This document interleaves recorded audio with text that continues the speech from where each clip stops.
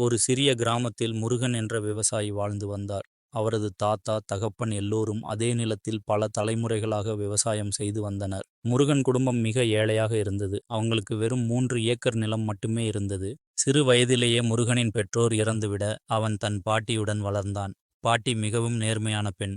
மகனே, நம்மகிட்ட பணம் இல்லாம இருக்கலாம், ஆனா நேர்மை மட்டும் கைவிடாத என்று அவள் எப்போதும் சொல்வாள். பள்ளிக்கூடம் போக முடியாத முருகன் சிறு வயதிலேயே வேலைக்கு போகத் தொடங்கினான். கிராமத்தில் ராமையா என்ற பணக்காரரிடம் வேலை செய்தான். ராமையா மிகவும் கடுமையானவர். தொழிலாளர்களை நல்லா கவனித்துக் கொள்வாரு. ஆனால் யாரேனும் ஏமாற்ற முயன்றால் கண்டிப்பாக தண்டிப்பார். முருகன் 18 வயதில் மீனாட்சி என்ற பெண்ணை திருமணம் செய்து கொண்டான். மீனாட்சி மிகவும் புத்திசாலி. அவள் வீட்டில் சிறிய அளவில் பால் மாடுகள் வளர்க்க ஆரம்பித்தாள். வெண்ணெய், மோர் தயாரித்து அருகிலுள்ள நகரத்தில் விற்க ஆரம்பித்தனர். பல வருடங்கள் கடுமையாக உழைத்ததால் முருகன் குடும்பத்தின் நிலைமை மெல்ல மெல்ல மேம்பட்டது. அவர்கள் 5 மாடுகள் வளர்க்க ஆரம்பித்தனர். மீனாட்சி தயாரித்த வெண்ணெய் நகரத்தில் மிகவும் புகழ் பெற்றது. குறிப்பாக நகரத்தின் பிரபல பேக்கரி உடைமையாளர் சுந்தரம் அவங்களுடைய வெண்ணெயைத்தான் வாங்குவாரு. சுந்தரம் மிகவும் வெற்றிகரமான தொழிலதிபர். அவருடைய பேக்கரி 3 நகரங்களில் கிளைகளை கொண்டிருந்தது. ஆனால் அவர் மிகவும் சந்தேகப்பிரியர். எல்லாத்தையும் கணக்கு வழக்குடன் பார்ப்பவர். முருகன் ஒவ்வொரு நாளும் காலையில் 1 கிலோ வெண்ணெயை சுந்தரத்துக்கு கொண்டு சென்று விற்பான். அதே சமயம் சுந்தரத்திடமிருந்து 1 கிலோ ரொட்டியும் வாங்குவான். இது 5 வருடங்களாக நடந்து கொண்டிருந்தது. ஆனால் அந்த முருகனுக்கு ஒரு பிரச்சனை இருந்தது. அவர் படிக்காதவர் என்பதனால நவீன எடை அளக்கும் கருவிகள் பற்றி அவருக்கு தெரியாது. அவர் வீட்டில் ஒரு பழைய இரும்பு தராசு மட்டுமே இருந்தது. அந்த தராசில எடையை சரியாக அளக்க அவர் ஒரு தந்திரத்தை பயன்படுத்துவார். அவர் எளிய ஆனால் நேர்மையான முறையில் எடை போடுவார். ஆனால் சுந்தரத்தின் மனதில் சந்தேகம் வளர ஆரம்பித்தது.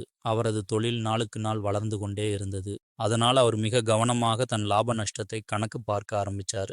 ஒரு நாள் சுந்தரம் ஒரு துல்லியமான எடை அளக்கும் கருவியை வாங்கினார். அதில் முருகன் கொண்டு வந்த வெண்ணெயை எடை போட்டு பார்த்தார். ஆனால் வெண்ணெய் அளவு 1 கிலோ இல்லை, சுமார் 950 கிராம் மட்டுமே இருந்தது. சுந்தரம் கோபமுற்றான். இந்த முருகன் என்னை 5 வருடங்களாக ஏமாற்றிக் கொண்டிருக்கிறான். ஒவ்வொரு நாளும் 50 கிராம் குறைவாகத் தருகிறான். இது தினமும் நடந்தால் வருடத்திற்கு எவ்வளவு நஷ்டம் அப்படின்னு நினைச்சார். ஆனால் அவர் முடிவெடுக்கும் முன் இன்னும் சில நாட்கள் சோதிச்சு பார்க்கலாம் என்று நினைச்சாரு. தொடர்ந்து 1 வாரம் எடை போட்டு பார்த்தாரு.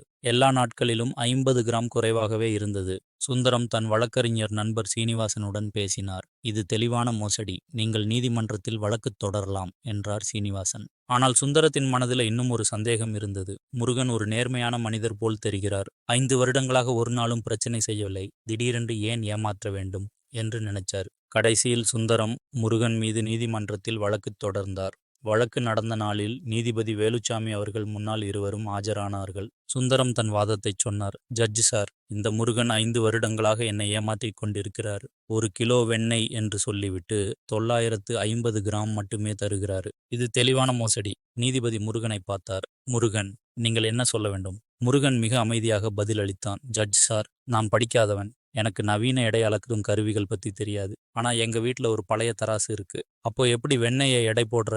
நீதிபதி கேட்டாரு. முருகன் பதிலளித்தான். ஜட்ஜ் சார், சுந்தரம் சார் என்கிட்ட வெண்ணெய் வாங்குறதுக்கு நெடுநாட்களுக்கு முன்னாடியே நான் அவர்கிட்டயே 1 கிலோ ரொட்டி வாங்கி வர்றேன். நான் ஒவ்வொரு நாளும் அந்த 1 கிலோ ரொட்டியை தராசோட ஒரு பக்கத்துல வச்சுட்டு அதே எடை வர்ற மாதிரி மற்ற பக்கத்துல வெண்ணெயை வைப்பேன். இதுல என்னோட குற்றம் எதுவுமே இல்லை. அது சுந்தரம் சாரோட தவறுதான். கோர்ட் ரூம் முழுவதும் அமைதி. சுந்தரம் அதிர்ச்சியுற்றாரு. அவர்தான் ஏமாற்றப்பட்டவர் என்று நினைச்சாரு. ஆனால் உண்மையில் அவர்தான் அறியாமலே முருகனை ஏமாற்றிக் கொண்டிருந்தார். நீதிபதி சுந்தரத்தை பார்த்து கேட்டார். சுந்தரம், உங்கள் ரொட்டி 1 கிலோ இருக்கிறதா இல்லையா என்பதை சரிபார்த்திருக்கிறீங்களா?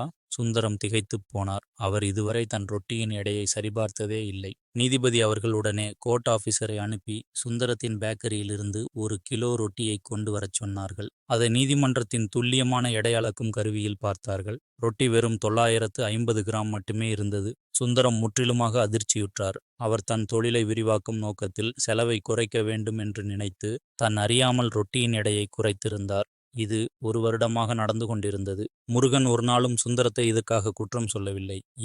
ஏனென்றால் அவனுக்கு ரொட்டியின் சரியான எடை என்ன என்றே தெரியாது. அவன் நம்பிக்கையுடன், சுந்தரம் சார் நேர்மையானவர், அவர் தரும் ரொட்டி சரியான எடையில தான் இருக்கும் என்று நினைத்திருந்தான். சுந்தரம் தன் தவறை உணர்ந்து முருகனிடம் மன்னிப்பு கேட்டார். முருகன், நான் உன்னை தப்பா நினைச்சு விட்டேன். என் அறியாமையால் உனக்கு இந்த அவமானம் வந்துவிட்டது. ஆனால் முருகன் சுந்தரத்தை பார்த்து சொன்னான். சுந்தரம் சார், நீங்க மன்னிப்பு கேட்க வேணாம். நீங்க என்னோட வியாபாரம் பண்றதால தான் என் குடும்பம் இன்னைக்கு இந்த நிலைமைக்கு வந்திருக்கு. இந்த 5 வருஷமும் நான் மகிழ்ச்சியா இருந்திருக்கேன். சுந்தரம் இந்த பதிலை கேட்டு வியந்தார். ஒரு அப்பாவி விவசாயியின் மனதில் இவ்வளவு உயர்ந்த எண்ணங்கள் இருக்கிறதே என்று நினைத்தார். நீதிபதி இந்த வழக்கை தள்ளுபடி செய்தார். ஆனால் அவர் இருவரையும் பார்த்து ஒரு முக்கியமான செய்தி சொன்னார். சுந்தரம், முருகன், இன்றைய இந்த நிகழ்வு நம் எல்லோருக்கும் ஒரு பாடம். நாம மற்றவங்களுக்கு என்ன கொடுக்கிறோமோ அதையே நம்ம திரும்ப பெறுகிறோம். முருகன், நீ நேர்மையுடன் இருந்தாய். ஆகையால் உன் நேர்மை இன்று வெளிப்பட்டது. சுந்தரம், நீ அறியாமல் செய்த தவறு உன்னையே திரும்பி வந்து சேர்ந்தது. இந்த நிகழ்வுக்குப் பின் சுந்தரம் தன் வியாபார முறைகளை முற்றிலுமாக மாற்றினார். அவர் தன் எல்லா உற்பத்தி பொருட்களின் தரத்தையும் எடையையும் சரிபார்க்க ஆரம்பித்தார். முருகனும் சுந்தரமும் இன்னும் நெருக்கமான நண்பர்களானார்கள். நண்பர்களே, இந்த கதை நம் அன்றாட வாழ்க்கையில் நடக்கும் சம்பவங்களையே பிரதிபலிக்கிறது.